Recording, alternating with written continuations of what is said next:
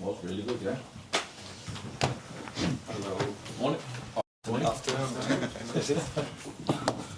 Been a long day. Yeah, it is. For you already, long day? Yeah, I was at work at 8 o'clock this morning after doing City last night. You have a job? Hard life. Any?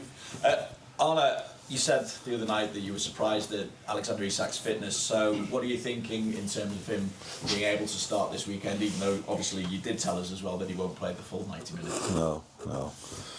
No, and I don't think I tell the media a lot the day before the game how we start the game. So we had recovery yesterday. Actually, we're going to train this afternoon. So first of all, we have to see how they all feel. What I do know is that Alex did feel his body more maybe than ever before after the 60 minutes he played. So let's see how he recovered, how he's recovered today, and then we're going to think about the lineup mainly today, and you will hear it then tomorrow. Has it changed to the routine as well because of the game on Wednesday? You're obviously training later today because you usually train a bit earlier than that. Yeah. What's the thinking? That has all to do with the early kickoff on Saturday. That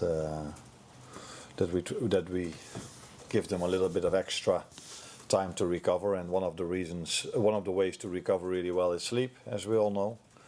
So yeah, we had to play this week 3 games, which is something we have to do a lot. But it's not many times that you have to do this in 7 days. So Sunday, Wednesday, Saturday is not a schedule you see a lot. But yeah, it is what it is, and we play tomorrow, 12:30 kickoff. Because when Alexander is fully match sharp, obviously Hugo Ekitike with no can play as a number 9 as well. What are you thinking is the best way to fit both of them into the side? Would you ever consider playing both of them together as a strike partnership, or you thinking Hugo would play more from the left if you're going to play both of them together? Yeah, I consider, of course, because you consider many things, and it depends always on how well they are doing. So if both of them are in the best form of their life, you even consider more of playing them together. But it's also quite clear that we have a certain structure which has mainly been 4-3-3, playing with 3 midfielders. But the amount of time, the end phase of the game, we've played with 2 9s. That has happened quite a lot as well. Hugo can indeed also play from the left, different than Cody or Rio do this. So yeah, we have, and that's the good thing about our squad, we have multiple options. But first of all, they all have to still fit for me to have these options. And if some of them are not fit, we might have to use them both in a 4-4-2, or in that all depends on the form of them and how many players we have available. Because I think all of them are fit now, and I think I can choose between 21 players. So that's quite normal, isn't it? It's not that it's far too much. And the Merseyside Derby, how do you see the City rivalry with Everton? How do you compare as well the current Everton with the Everton that you faced last season? No, when we faced them last season, they had a very good spell as well, and it wasn't a spell because they just kept on going with that. And into this season again, also, I think they made some good signings. One of them is, of course, a player on loan that was worth 100 million in the past, not maybe still, but someone paid 100 million for him, and he's doing so well for them, Jack Grealish. So good team. Indeed, there is rivalry, but what I also liked, and I want to emphasize in this moment maybe on that as well, what they did when Jogo passed away, coming to Anfield, and be there.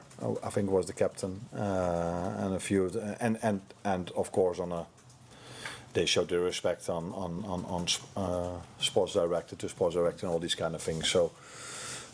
In these moments of times, it's so nice to see that in those tragedies, the rivalry is still there, but the respect towards both is also there. So yeah, looking forward to the game tomorrow, because it's every Anfield game is special, but this derby is even more special. Thank you very much. You're welcome. I know obviously the rivalry and respect is always there between these two teams, but I just wonder how you felt being part of this fixture last season, and how it differed maybe to other atmospheres and other rivalries that you felt before in your career. No, it differed, if that is the right English words to use. What I like so much here in England is that no matter how much rivalry there is between us and Everton, or between us and United, or if we're going to go to Newcastle with the whole Isaac story going on, the fans can just be together.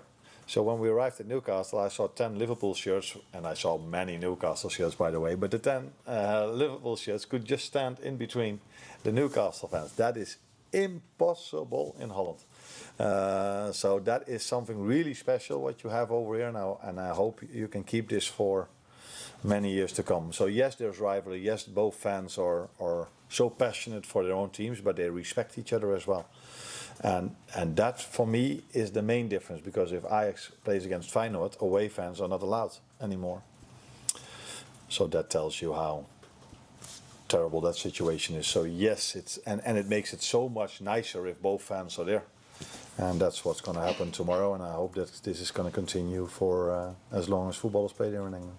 Obviously, last season it was all first. It was the first Merseyside Derby. It was the first Merseyside Derby at Anfield for you. This time around, it's slightly different. So, have you had a chance to sort of feel the build-up in the city to see how people react to this game? Is it a bit different in that way?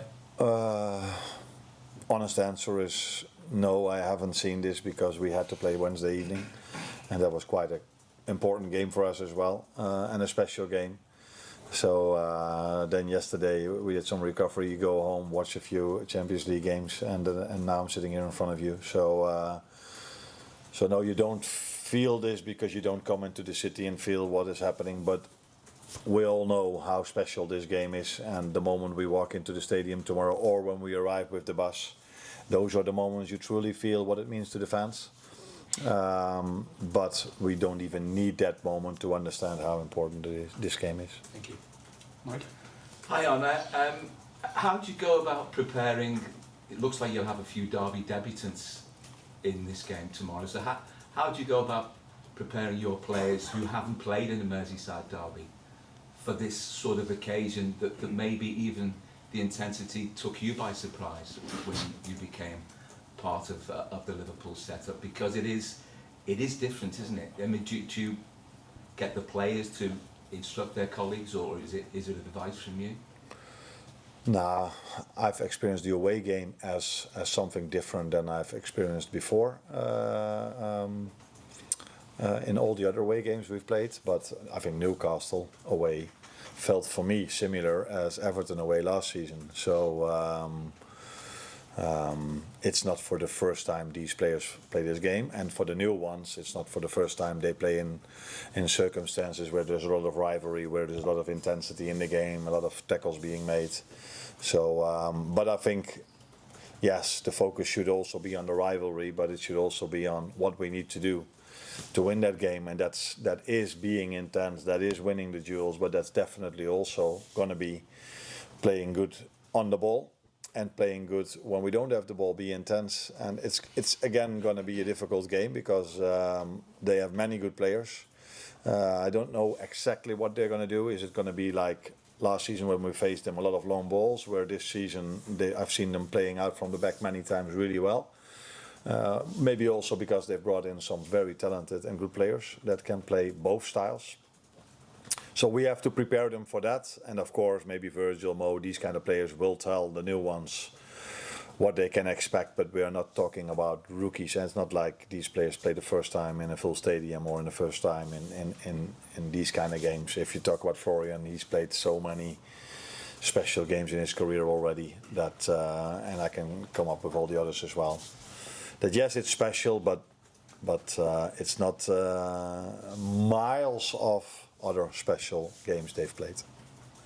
Mo Salah's been breaking records for Liverpool. He's been phenomenal since the day he walked through the door, and he contributes with goals and assists even when he's not at his best. But you could sense maybe the first few games of the season an element of frustration from Mo that he wasn't able to get at his best. But I think we saw maybe for the first time this season he was beginning to sparkle and contribute in an all-round sense. How encouraged are you by that, and what do you think that can maybe add in the coming weeks? Now, for me, when you are a great player, you still attribute to the team if you don't play well. So many players can attribute goals or assists when they play well, but not a lot of them can attribute something to the team when they don't play well. And with attribute, I mean goals and assists. So they can all always give their work rate. But this is what stands out with Mo, I think, even, and which is normal, especially if you're a winger. It's so difficult to always be creative or always be the player he was at Atletico Madrid. But if he's not that player, which is normal, then he still has goals and assists. And I think that is why the fans love him so much and why he's so highly regarded and respected. Because a lot of players can play good when the team plays good or when they play good themselves, but not a lot can do special things when they are not at their best. And that is what he can, and that's what makes him so special, I think. But I prefer to see him like he was in the Atletico game. He was very much involved. That was also very positive. So the Newcastle game, there was hardly ball in play, so it's difficult for every player to be special. But now we played so many balls to him. He was so much involved, touched the ball so many times. Florian find him so many times. So it was that was a joy to watch, to see him like that. But if we don't see him like that, he's still able to score goals, and that's what makes him special, I think. Thank you. Carl? Arne, hi. The two themes of the season have been scoring late goals and conceding 2-0 leads from 2-0 up. I'm just wondering, on that respect, with sort of conceding the goals, have you seen any similarities between each of those occasions, or are they all individually different in terms of, you know, getting in a position where you're so strong and then letting it slip? Yeah. Nah. We've only played 5 games, so then it's difficult to see something for the long term in it. So yes, we've twice we gave away a 2-0 lead. Completely different when you see the goals. Against Bournemouth, we were too open maybe. We missed Ryan in that position in the midfield, so they could just go all the way to our goal and score 2 counter-attacking goals. I don't think Atletico scored 2 counter goals, 2 goals from transition. So you cannot compare that, but it's it's not ideal that if you have a 2-0 lead twice we gave it away. So this is something we definitely have to improve. As many other things we have to improve. But the positive thing about it is also that then if we feel the urgency again, we're able to score a goal. But this is definitely something we talk about, that a 2-0 lead, because you can run out of energy or run out of steam towards the end of the season if you every game mentally and physically have to go all the way to the end to win a game of football. So it's never a good idea to keep on doing this, but yeah, if we need it, I still hope we can do it. Do you think that when you get to, when it gets 2-0 up, there's almost an element of trying to protect themselves or just manage the situation rather than, I mean, obviously you want to go on and score more goals, but at 2-0, is there a risk that I think that it's done and we've sort of... Yeah, that's funny that you say so, because we got criticised a bit that when we were 2-0 up against Bournemouth, we were still attacking with 12 players in the 18-yard box of the other team. So that tells you that we don't back off, we don't go slower, we just keep on going. And I think that's why we always play at 8 o'clock or 9 o'clock for the Champions League and never at 6:45, because everybody wants to look Liverpool, because it's so nice to see them play. They always keep on going. We always keep on going, and they in the past, by the way, as well. With they, I mean Liverpool. And there was the same against Atletico Madrid. We created so many chances against Madrid compared to other games we played this season, that we were not trying to keep the lead. We were trying to make it 3-1 or trying to make it 3-0. And so yeah, maybe we should in some moments be a bit more composed or calm. But I like that mentality that we have. Hi Arne. We spoke last season a few times about how us in the media can be a bit too fixated on results in comparison to performances, but when there are things that aren't quite as they should be, such as the 2-0 leads, do you find it somehow easier to be perhaps critical with your players internally, at least, when the results are still coming? No, I don't think media is too fixed on that. I think everyone in football is, fans, players, we're all fixed on results, because we don't have results, then next week someone else is sitting here. So that's maybe a bit too early. But this is how the industry works, so that's not only the media. But it does definitely help that if you still win games, that you can then also point out things that you have to improve. That 9 out of 10 times works better than when you lose many games of football and you're constantly telling them what they have to improve. So mainly what you do as a manager is if you lose games, then you try to emphasize on the positives as well, where if you lose games you also emphasize on the positive, but you definitely also tell them what you have to improve. So yeah, it's I prefer the situation of winning the games and then pointing out that we can still improve things compared to losing games and being positive. Well, Kees Jones ziet hem was in the break. In the Break, in the squad. in the break. in the Break. back and ball. Oh, nice. Is that a Scouse word or English word? Okay. He's back in the fray. Yeah. In the squad, I would say. Any more for the breakout? No? Next one. Cheers, Arne.